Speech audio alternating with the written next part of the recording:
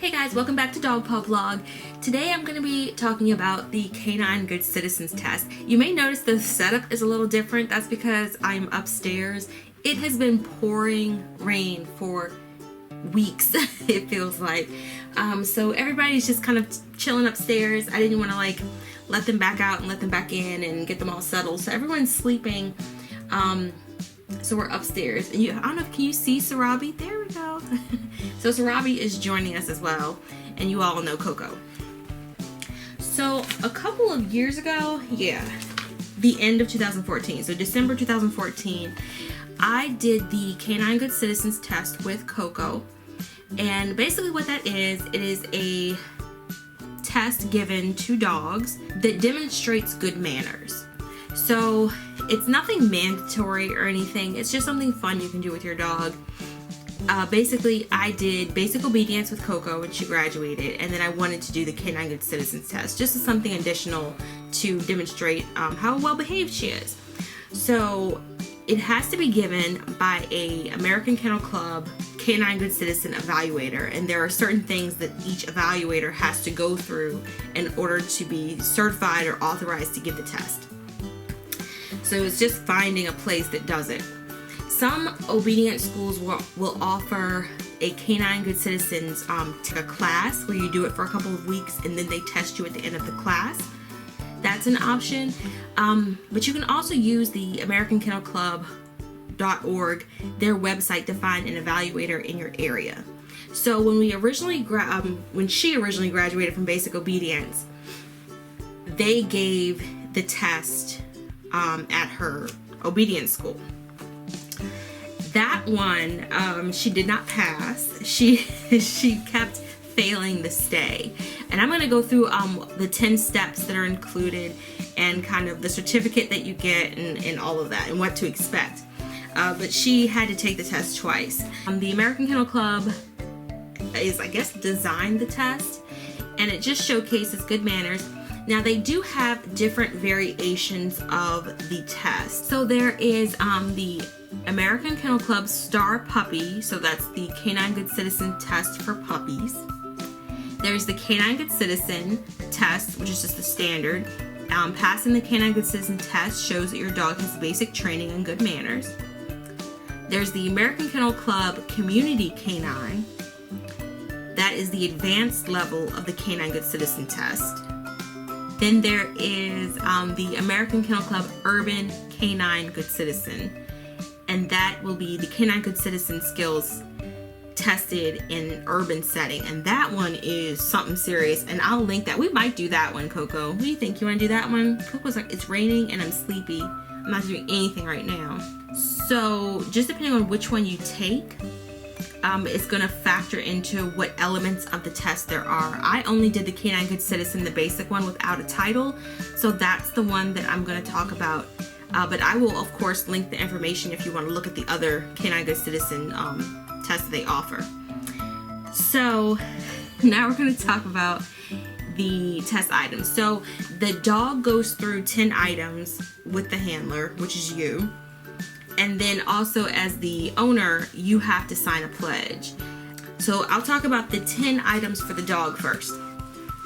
So, and I don't have any footage of this because I was doing the test with Coco, so I didn't film it. So I'll just try to describe it as best as possible. So the first part of the Canine Good Citizen test is accepting a friendly stranger. So basically, it's usually the evaluator will approach you and your dog can't show any aggression or fearfulness of the evaluator approaching. And oftentimes they'll address the dog, they'll go, "Hi dog," or whatever your dog's name is, and they'll start speaking to you. The next part of that is sitting politely for petting. This is where the evaluator will reach down and pet your dog. Usually they'll pet under the chest. It's just kind of a more neutral area. You're not kind of coming overhead above the dog in any kind of a threatening manner. They usually just kind of pet the chest.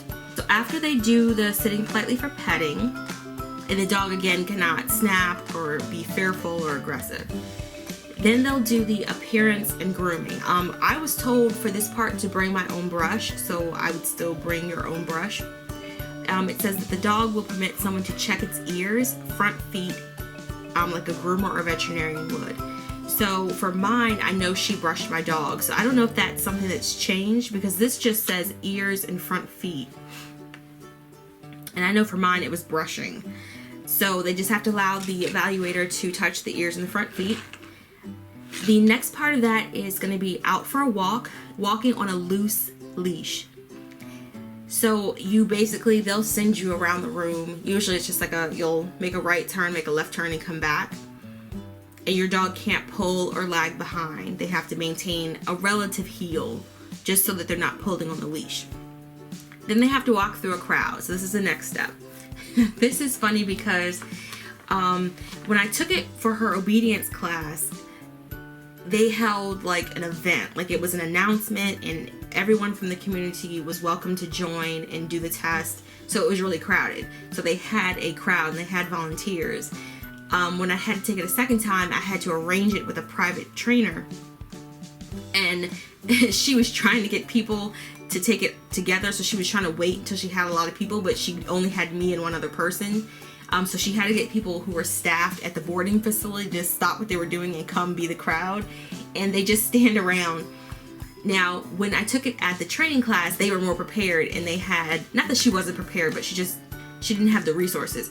So at the training facility, they have like strollers and toys and umbrellas and canes, and they use that as well. So it's not just walking through a crowd, it's walking through a crowd with mild distractions. And this one is, the test demonstrates that the dog can move about politely in pedestrian traffic and is under control in public spaces. The dog and handler walk around and pass close to several people. So you just kind of weave in and out, and the people are moving too. And they can't try to jump on anyone during that process. And they still have to walk on a loose leash. The next part is sit and down on command and staying in place. The dog must do sit and down on command. Then the owner chooses the position to leave the dog in a stay. So what I would recommend is, if you know your dog will maintain a stay in a down position, put them in the down position. I think that's what I had Coco go into, was a down stay. But you have to be able to give it, I don't know how many times you can give it. It doesn't say only give command once, but I imagine they probably do put some type of limit on it, maybe like 3. But you just tell them to sit, you tell them to down, and then you tell them stay, and then you walk away, you leave your dog. So the next part is coming when called. This test demonstrates that the dog will come when called by the handler from a 10-foot distance. So this is why these things are set up in order, because you just told your dog to stay and you left them, and then you walk 10 feet and then you call them. So they're supposed to come back to you and not like meander all around the room and ignore you.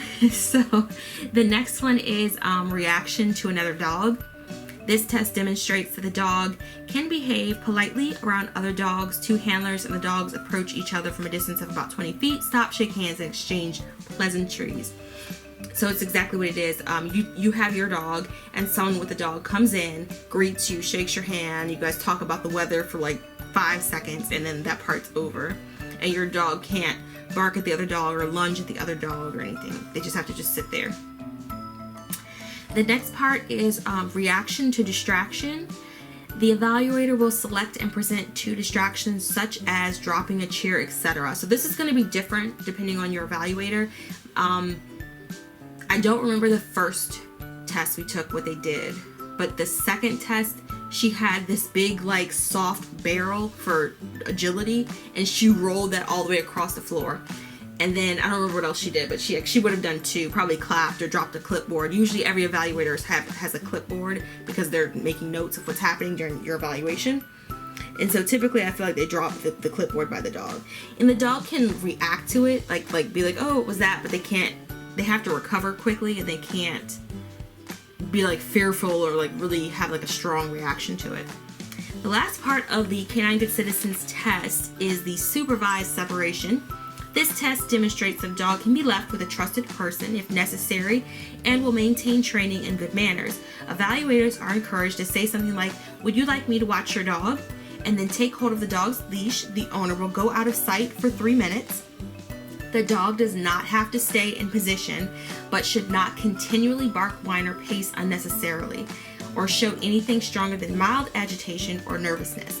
Evaluators may talk to the dog but should not engage in excessive talking, petting, or management attempts, like to soothe or comfort the dog. So that's pretty self-explanatory. You leave out of your dog's sight for 3 minutes and they have to just kind of just relax, and they call you back in the room after 3 minutes. So those were the steps.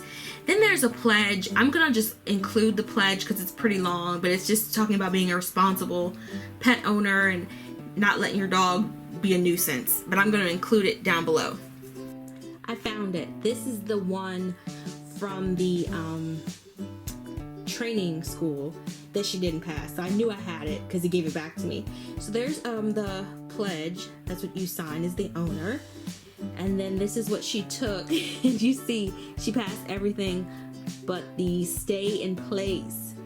So that's one we definitely worked on. But yeah, here it is. This is what the evaluator marks off, and that's what you sign, the pledge. So there's 2 parts. There's one thing your dog does, which is going to be all of those test items, and then you have to sign a pledge. So like I said the first time, Coco took it shortly after she completed basic obedience, and she did really well. And when we got to the stay portion where I put her in a sit down, she would not stay in place. And I think what happened is when we would do stay in basic obedience, I would tell her stay, and then I would face her and walk backwards. So I was always looking at her. And then you would return to your dog. For the test, I turned my back and walked away. Oh no, Sarabi. You see the camera? Can you lay down? Are you gonna jump over there? Okay. So for the test, I actually turned my back and walked away from her, and she kept trying to follow me. She thought we were like leaving.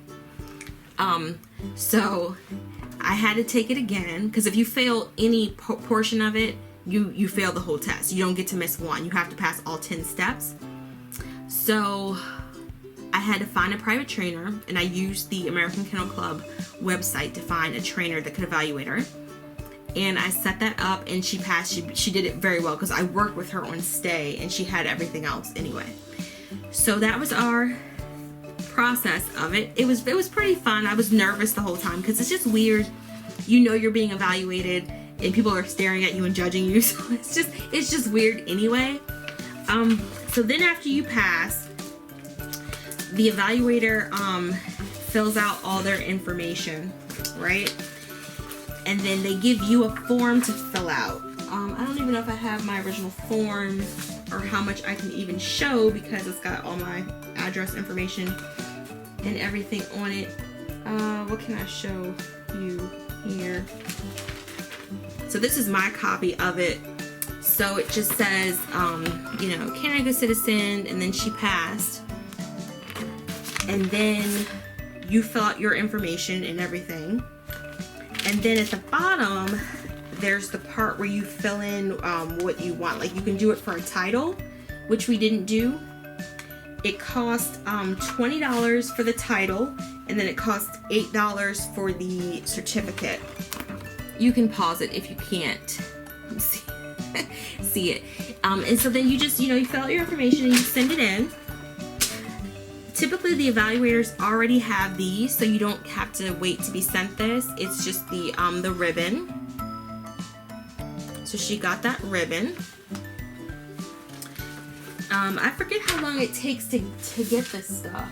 I'd say a couple of weeks. It definitely took a couple of weeks. And they just send you some more information. Yeah, they send you like a congratulations letter and some more information that you can do. You can also get certain tags and you can use those on your dog's collar.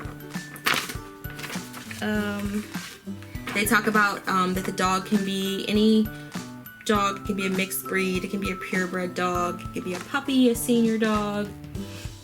So, and they talk about joining the American Kennel Club.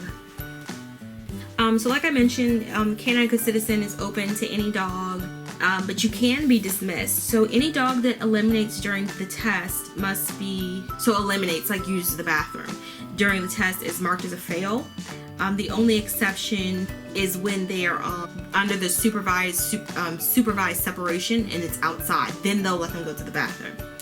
Any dog that growls, snaps, bites, attacks, or attempts to attack a person or another dog is not a good citizen and must be dismissed from the test.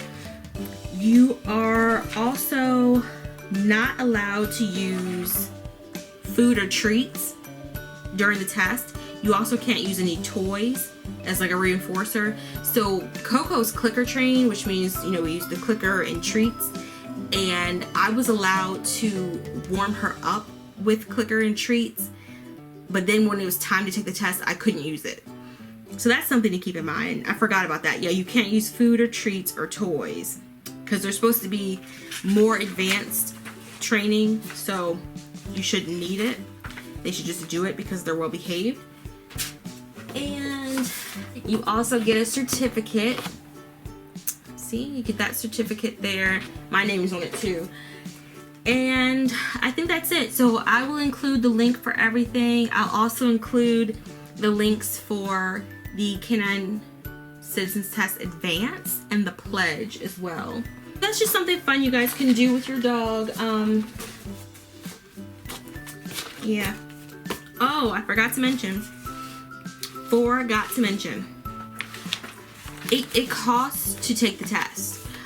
Each organization is different though. So when I did it with her obedience class, they had such a large group of people. The evaluator did it at a cheaper price. I think it was $10 to test. When I did it with the private trainer, because it was just me and one other person, it was $40. So keep that in mind. It costs money to take the test, and it also costs money to send in your registration stuff to get your certificate. And that was 2014, so I don't know how the pricing might be a little bit different, but again, you know, I'll include everything down below for you guys.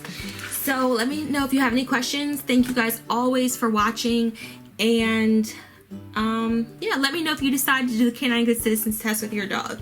Do you want to say goodbye? Do you want to maybe not be asleep during this whole video?